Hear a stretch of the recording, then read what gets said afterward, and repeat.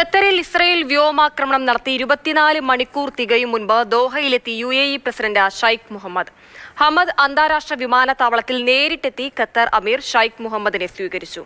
ഖത്തറിന്റെ പരമാധികാരവും ജനങ്ങളുടെ സുരക്ഷയും സംരക്ഷിക്കാൻ UAE എല്ലാ സഹായവും നൽകുമെന്ന് ഷൈഖ് മുഹമ്മദ് കൂടിക്കാഴ്ചയിൽ വ്യക്തമാക്കി. ഹമാസ് നേതാക്കളെ ലക്ഷ്യമിട്ട് ദോഹയിൽ ഇസ്രായേൽ വ്യോമാക്രമണം നടത്തിയതിനു പിന്നാലെയാണ് UAE ഉന്നതതല സംഘം ഖത്തറിലെത്തിയത്.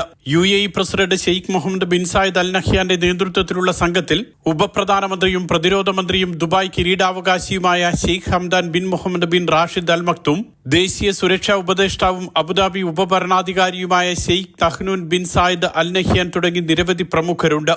ദോഹയിലെ ഹമദ് അന്താരാഷ്ട്ര വിമാനത്താവളത്തിൽ ഖത്തർ ഭരണാധികാരി Sheikh Tamim bin Hamad Al Thani നേരിട്ടെത്തിയാണ് UAE സംഘത്തെ സ്വീകരിച്ചത്. ദോഹയിലെ അമീരി ദിവാനിൽ നടന്ന ഔദ്യോഗിക കൂടിക്കാഴ്ചയിൽ ഷെയ്ഖ് മുഹമ്മദും ഖത്തർ അമീറും നിലവിലെ സാഹചര്യങ്ങൾ വിശദമായി ചർച്ച ചെയ്തു. ഖത്തറിന് എല്ലാ പിന്തുണയും UAE കൂടിക്കാഴ്ചയിൽ അറിയിച്ചതായി ഔദ്യോഗിക വാർത്താ ഏജൻസിയായ വാം റിപ്പോർട്ട് ചെയ്തു. സൗഹൃദ സന്ദർശനമായിരുന്നു പ്രസിഡന്റിന്റേത്.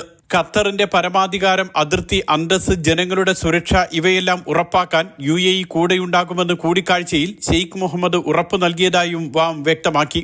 ഖത്തറിനെതിരെ ക്രിമിനൽ ആക്രമണമാണ് ഉണ്ടായത്. സമാധാനം നിലനിർത്താൻ ഖത്തർ സ്വീകരിക്കുന്ന നടപടികൾ മാതൃകാപരമാണെന്നും ഷെയ്ഖ് മുഹമ്മദ് അറിയിച്ചു. ഇസ്രയേൽ ആക്രമണത്തിൽ ഖത്തർ സുരക്ഷാ ഉദ്യോഗസ്ഥനടക്കം 6 പേരാണ് മരിച്ചത്. Mathrubhumi news, Doha.